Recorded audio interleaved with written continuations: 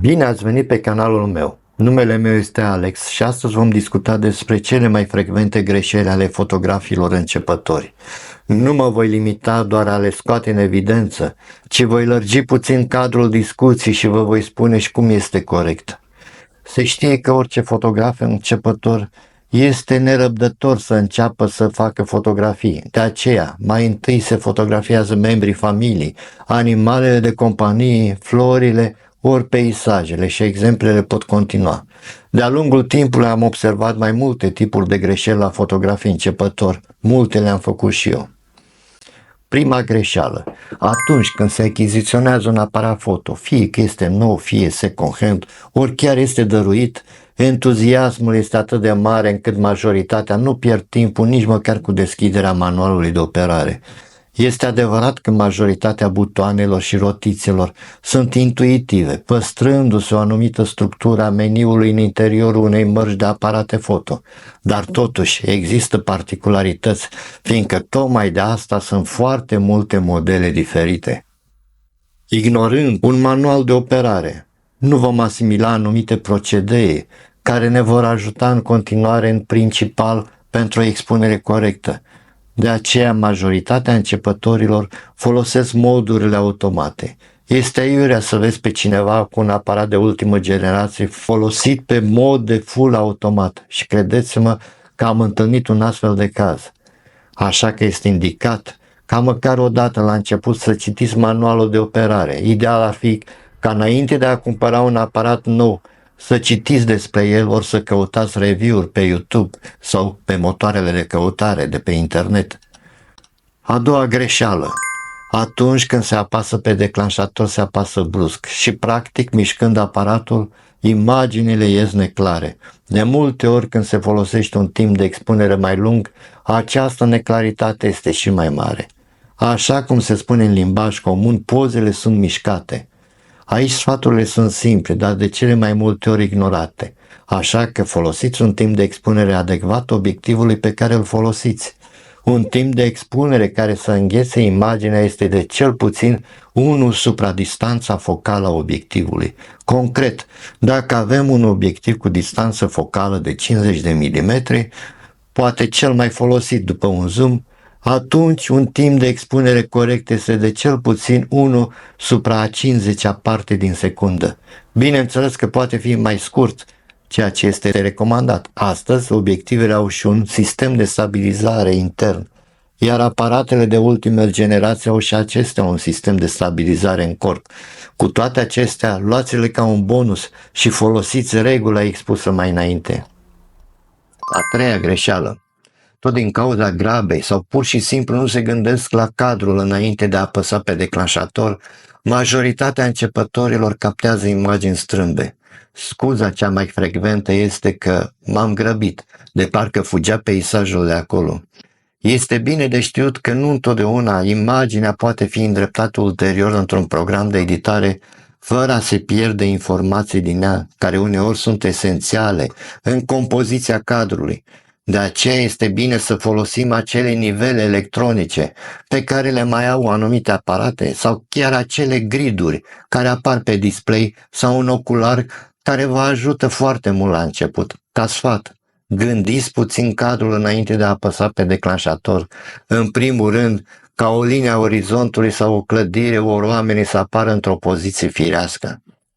A patra greșeală este amplasarea subiectului sau linia orizontului în mijlocul cadrului. Am mai vorbit despre regula treimilor, despre împărțirea imaginară a cadrului în 9 sectoare formate din întretăierea 2 linii orizontale și 2 linii verticale. Aceste linii se numesc linii de forță în cadru și intersecțiile lor se numesc puncte de forță. Simplificând, fiindcă explicațiile sunt mai complexe, pentru a nu se crea o monotonie în cadru, deoarece întotdeauna creierul caută echilibru și pentru a-i atrage atenția, subiectul este amplasat în zona unei linii de forță sau unui punct de forță. Dacă subiectul se deplasează, nu uitați să lăsați mai mult spațiu în fața acestuia. Tot pe același principiu, nu se va amplasa un stâlp sau un copac, de exemplu, care este în plan vertical în centrul cadrului, dând senzația unei separări sau a unei împărțiri a cadrului în două. A cincea greșeală. După ce ați început să vă obișnuiți puțin cu aparatul, folosind la început modurile automate de expunere, începeți, dacă nu ați făcut-o chiar de la început, cu moduri manuale de expunere sau cu prioritate de diafragmă ori timp de expunere, însă aveți surprize ulterioare în ceea ce privește expunerea și nu numai. Vor apărea imagini fie subexpuse, fie supraexpuse, din care nu prea mai aveți ce să mai alegeți, tocmai pentru neînțelegerea acestui concept de triunghi al expunerii, care este de fapt o corelație între cele trei elemente ale expunerii, diafragma, timpul de expunere și ISO. Și dacă tema clipului este indicarea greșelilor frecvente, totuși să și vorbim despre cum face să le și evitați. O expunere, indiferent că este bună sau rea, folosește aceste trei elemente. Fiecare are o influență asupra imaginii pe lângă cea a expunerii. Diafragma are influența asupra câmpului de profunzime. Cu cât o diafragmă este mai deschisă, este reprezentată de un număr mai mic, cu atât câmpul de profunzime este mai îngust și invers. Din punct de vedere fizic, diafragma poate fi asemănată cu un robinet prin care curge un lichid.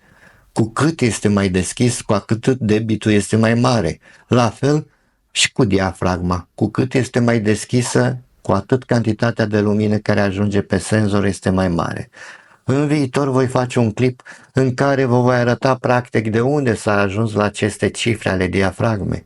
2,8, 4, 5,6, 8, 11, 16, 22.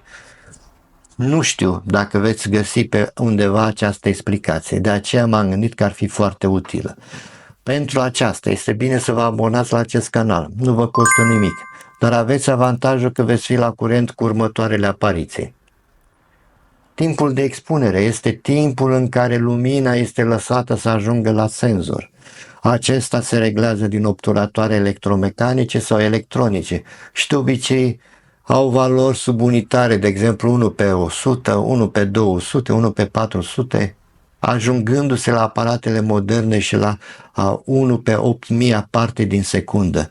Bineînțeles că sunt și timp de expunere de ordinul secundelor.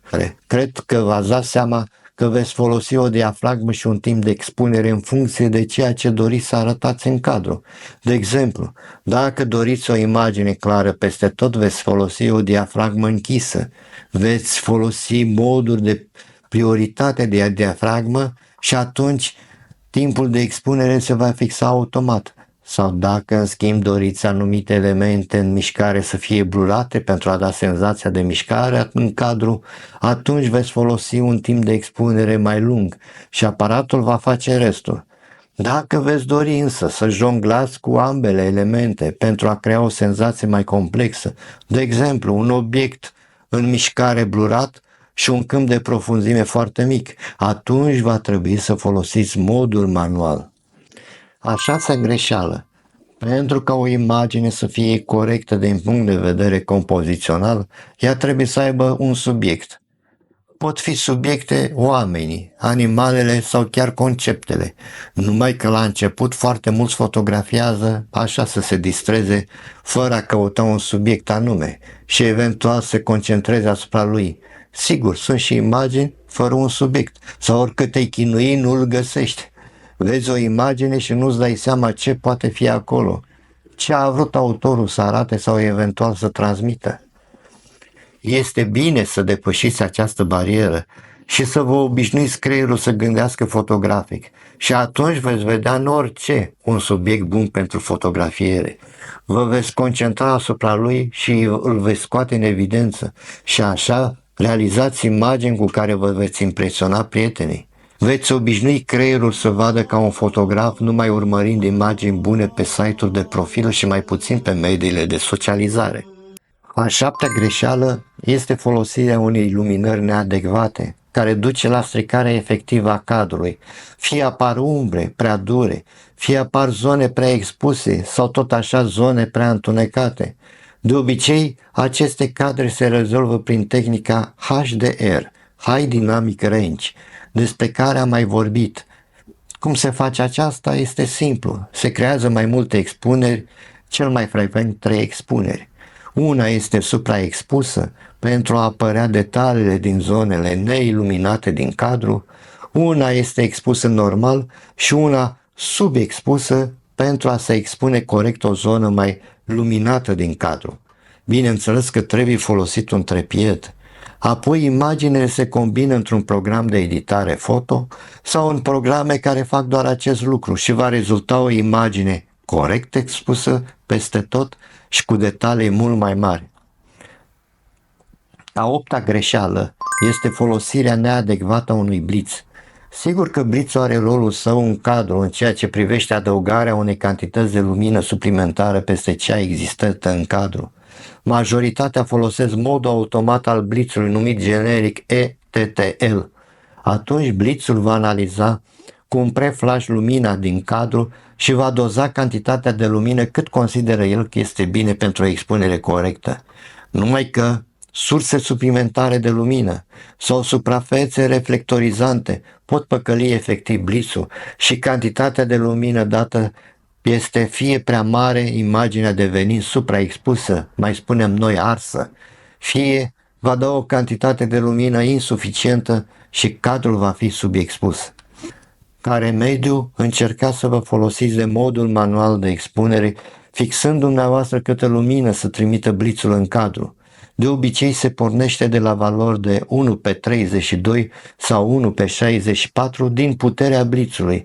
Mai bine faceți 2-3 probe înainte și determinați o cantitate optimă de lumină decât să vă treziți ca fiind pe modul automat să vă strice jumătate din numărul de cadre făcute. A 9-a greșeală.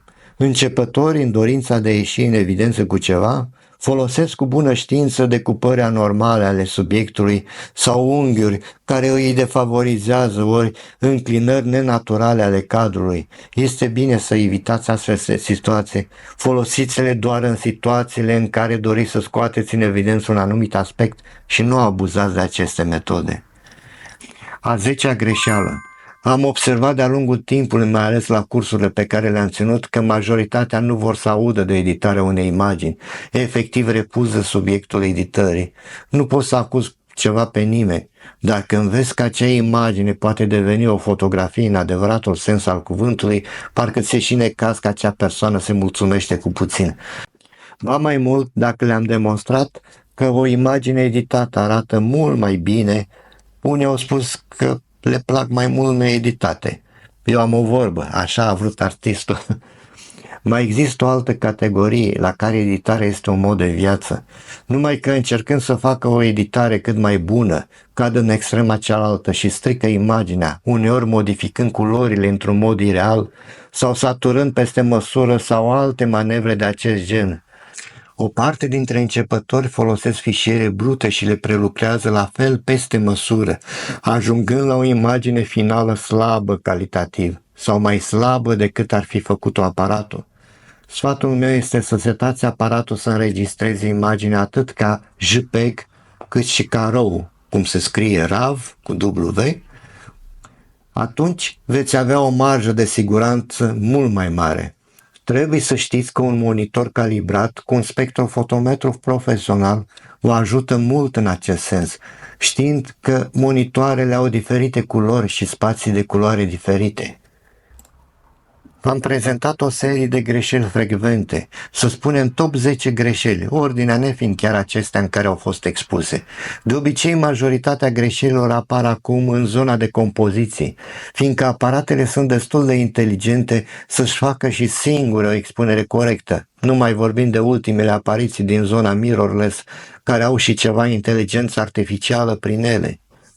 Acestea sunt greșeli frecvente pe care le-au făcut cam toți la început. Chiar și eu le-am făcut, numai că acum vreo 40 de ani, când am început mai serios fotografia, aceste greșeli erau cam costisitoare. Filmele foto costau, substanțele pentru developare costau și mai era și timpul pierdut și entuziasmul care putea să scadă foarte rapid după câteva eșecuri. De aceea, căutai fie să înveți să expui corect un aparat mecanic, fie o lăsai baltă și te mulțumeai cu ce scotei. Acum este mult mai simplu și este păcat să nu se învețe din mers și experimentând. Așa că vă urez spor la fotografiat și până data viitoare vă urez multă sănătate.